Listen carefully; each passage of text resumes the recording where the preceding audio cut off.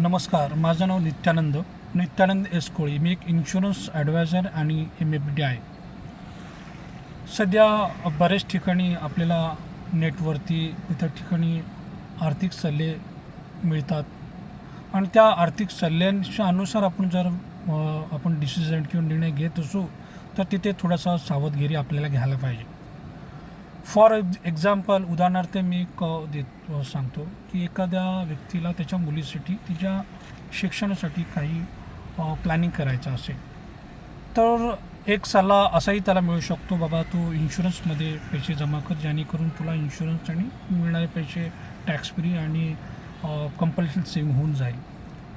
दुसरा त्याला असाही सल्ला मिळू शकतो, बाबा इन्शुरन्समध्ये रिटर्न कमी आहेत आणि महागाई दराला पण बीट करत नाही, तू म्युच्युअल फंडामध्ये पैसे इन्व्हेस्ट करायला पाहिजे.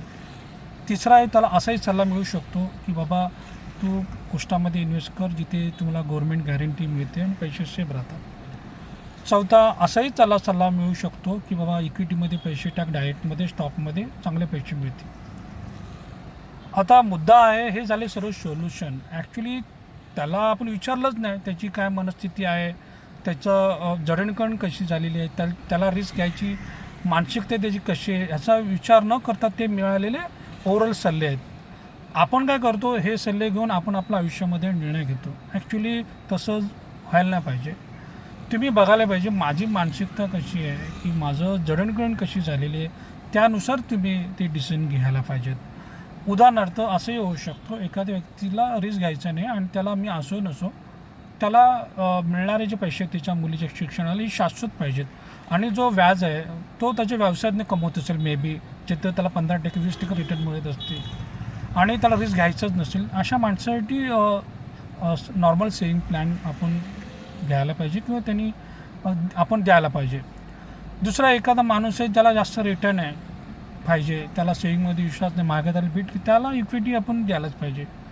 हल्ली काय झालं आहे की संमिश्र सोल्युशनमुळे ना माणूस आपल्या नीडपासून दुरावला जातो आणि सोशल मीडियावरती सल्ले घेऊन निर्णय घेणाऱ्या व्यक्तींनी तर खास करून तुम्ही खूप सावध राहायला पाहिजे की बाबा मी माझ्या मुलीच्या शिक्षणासाठी जी गरज आहे, माझी सोल्युशन मी कसं घेतो आहे, कुठल्या बाबीचा विचार करतो, त्या फार महत्त्वाचं आहे.